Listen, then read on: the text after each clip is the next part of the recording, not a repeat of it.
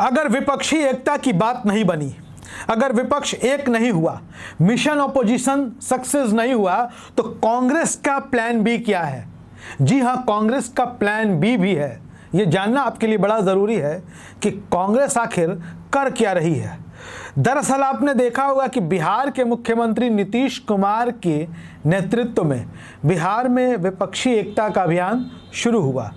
कई विपक्षी दल इस बैठक में शामिल हुए, लेकिन कई विपक्षी दलों का जो रुख है वो कांग्रेस के खिलाफ दिखा। खास तौर पर आम आदमी पार्टी का जिक्र हम कर सकते हैं। वैसे कांग्रेस के विरोधियों में अखिलेश यादव भी हैं, समाजवादी पार्टी के मुखिया, और कांग्रेस के विरोधियों में ममता बनर्जी भी हैं, तृणमूल कांग्रेस की मुखिया, पश्चिम बंगाल की मुख्यमंत्री, जो बीजेपी में भी नहीं है लेकिन कांग्रेस पार्टी के भी खिलाफ है। हालांकि मिशन ऑपोजिशन की जो ये बैठक थी, इसको लेकर कांग्रेस का नेतृत्व बहुत ज़्यादा इंटरेस्टेड दिखाई नहीं दे रहा था शुरू से, चाहे वो कांग्रेस के अध्यक्ष मल्लिकार्जुन खड़गे हों या पूर्व अध्यक्ष राहुल गांधी हों। आपने देखा होगा कि एक बार इस बैठक की तारीखें आगे भी बढ़ गई थी। इस बैठक की तारीखों को दोबारा से फिर रीशेड्यूल किया गया और दोबारा में 23 जून को यह बैठक पटना में हुई। राहुल गांधी भी पहुंचे, खड़गे भी पहुंचे और प्रेस कॉन्फ्रेंस भी हुई, साझा प्रेस कॉन्फ्रेंस हुई। लेकिन कांग्रेस का एक प्लान बी भी है कि अगर ये बैठक जो हुई, अगर ये फेल कर जाती है, जो विपक्षी दलों को साथ लाने का फॉर्मूला है, ये फेल कर जाता है, तो कांग्रेस आगे क्या करेगी। दरअसल कांग्रेस के जो रणनीतिकार हैं वो एक प्लान बी पर भी काम कर रहे हैं, और प्लान बी है बहुजन समाज पार्टी के साथ गठबंधन। देखिए, कांग्रेस और बसपा दोनों आज की तारीख में एक दूसरे की ज़रूरत बन चुके हैं। बहुजन समाज पार्टी जो एक दौर में जिनकी नेता मायावती देश के प्रधानमंत्री पद की उम्मीदवार मानी जाती थी, आज बसपा की स्थिति इतनी खराब है कि उत्तर प्रदेश जो उनका सबसे प्रमुख गढ़ हुआ करता था, वहां बीएसपी महज एक विधायक पर सीमित रह गई है। आज बहुजन समाज पार्टी को देश भर में अपने रिवाइवल की ज़रूरत है, कांग्रेस को भी ज़रूरत है, और बहुजन समाज पार्टी को सबसे ज़्यादा रिवाइवल की ज़रूरत तो उत्तर प्रदेश में है। उत्तर प्रदेश में बसपा मजबूत है, कांग्रेस कमज़ोर है। बाकी देश भर के अलग अलग हिस्सों में विपक्षी दल के तौर पर कांग्रेस मजबूत है, और दोनों अगर एक दूसरे की मदद कर दे तो दोनों के पुराने दिन वापस लौट सकते हैं। जैसे पहले हर विधानसभा चुनाव किसी भी राज्य में होते थे तो कांग्रेस बीजेपी में लड़ाई दिखती थी, तो बहुजन समाज पार्टी की भी मौजूदगी वहां होती थी। 2, 3, 4, 5, कहीं कहीं 10-10 विधायक उनके जीत कर पहुंचा करते थे। ये स्थिति बदली है, और उत्तर प्रदेश में कांग्रेस की स्थिति भी यही है। अब लोकसभा चुनाव के ठीक पहले 4 राज्यों में विधानसभा के चुनाव होने हैं: मध्य प्रदेश, छत्तीसगढ़, राजस्थान और तेलंगाना।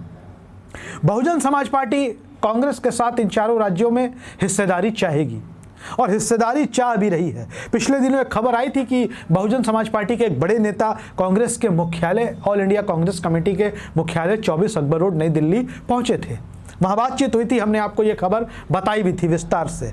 पर आज की तारीख में ये जो खबर सामने आ रही है कि तेलंगाना, छत्तीसगढ़, मध्य प्रदेश और राजस्थान में कांग्रेस अपने हिस्से की कुछ सीटें बहुजन समाज पार्टी को देगी, और बदले में बहुजन समाज पार्टी यूपी में लोकसभा के चुनाव में, विधानसभा के चुनाव में कांग्रेस के साथ हिस्सेदारी करके चुनाव लड़ेगी। अब सवाल होता है कि बहुजन समाज पार्टी से कांग्रेस को क्या फायदा होगा। तो देखिए, बसपा के और कांग्रेस के पक्ष में अगर कोई और पार्टी है तो राष्ट्रीय लोक दल, जयंत चौधरी की पार्टी, जो कभी समाजवादी पार्टी की सहयोगी हुआ करती थी। अब सपा का रुख कांग्रेस के लिए बहुत अच्छा नहीं है, जबकि बहुजन समाज पार्टी के जो रणनीतिकार, उनको लगता है कि अगर कांग्रेस और बीएसपी एक होकर चुनाव लड़ती है उत्तर प्रदेश में, तो मुस्लिम वोट सपा से शिफ्ट होकर कांग्रेस और बसपा के गठबंधन के साथ आ जाएगा, और मायावती को ये फॉर्मूला कोई बुरा भी नहीं लगेगा, कोई इससे उन्हें गुरेज भी नहीं होगी। इसके अलावा बता दें आपको कि कांग्रेस को भी मध्य प्रदेश, छत्तीसगढ़, राजस्थान, तेलंगाना जैसे राज्यों में बीएसपी के अलायंस की वजह से थोड़ा बहुत फायदा जरूर होगा। तो कांग्रेस के प्लान बी के तहत बहुजन समाज पार्टी, राष्ट्रीय लोक दल और लेफ्ट पार्टियां इस देश में उनके साथ होंगी, अगर इस मिशन ऑपोजिशन से उनका काम नहीं चलता है तो। और उधर कांग्रेस के पुराने सहयोगियों में बिहार से आरजेडी है ही, आरजेडी के साथ जेडीयू भी आज की तारीख में आ सकती है कांग्रेस के साथ। लेफ्ट पार्टियों का जिक्र हमने किया, तमिलनाडु की पार्टी डीएमके सत्ताधारी पार्टी, शरद पवार की party NCP nationalist Congress party, और शिवसेना महाराष्ट्र उद्धव ठाकरे वाली, झारखंड मुक्ति मोर्चा, नेशनल कॉन्फ्रेंस कश्मीर की पार्टी और पूर्वोत्तर के भी कई छोटे छोटे दल हैं जो कांग्रेस के संपर्क में आज की तारीख में आ रहे हैं। और ऐसे में कांग्रेस का प्लान बी यही कहता है कि अपने पुराने सहयोगियों और जो सबसे बड़ी सहयोगी होगी बहुजन समाज पार्टी के साथ जाकर कांग्रेस को देश भर में दलित वोटों का फायदा हो सकता है। और बहुजन समाज पार्टी को भी कांग्रेस के साथ आने से उनका रिवाइवल का जो प्लान है उसमें उन्हें सफलता मिल सकती है। हालांकि ये मीडिया की रिपोर्ट्स है, औपचारिक ऐलान, ऑफिशियल ऐलान न कांग्रेस की तरफ से आया है न बीएसपी की तरफ से आया है। लेकिन देखना बड़ा दिलचस्प होगा, क्योंकि पिछले दिनों आप याद करिए कि बहुजन समाज पार्टी की मुखिया मायावती कांग्रेस पर भी हमलावर रहती थी, लेकिन इन दिनों बीएसपी के कांग्रेस पर जो तेवर हैं वो थोड़े नरम पड़े हैं, थोड़े ढीले पड़े हैं। तो कांग्रेस का प्लान बी तो मीडिया की खबरों के लिहाज से, मीडिया रिपोर्ट्स के मुताबिक यही सामने आ रहा है। क्या सच में कांग्रेस और बीएसपी एक होंगे?